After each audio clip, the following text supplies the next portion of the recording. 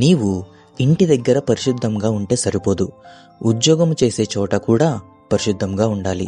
నీ సంపాదన పవిత్రమైన సంపాదనగా ఉండాలి. అపవిత్రమైన పనులు చేస్తూ, అన్యాయముతో, అవినీతితో కూడిన లెక్కలు వేస్తూ అన్యాయముగా సంపాదించడానికి వీలు లేదు.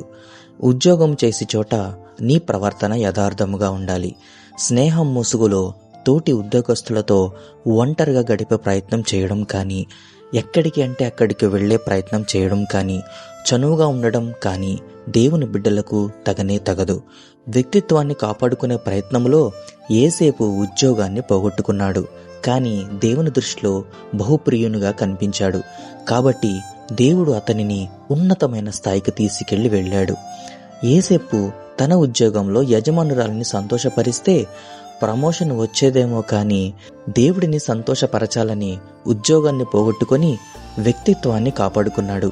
ఫలితము దేశాన్ని పరిపాలించే ఉన్నతమైన స్థానాన్ని పొందుకున్నాడు.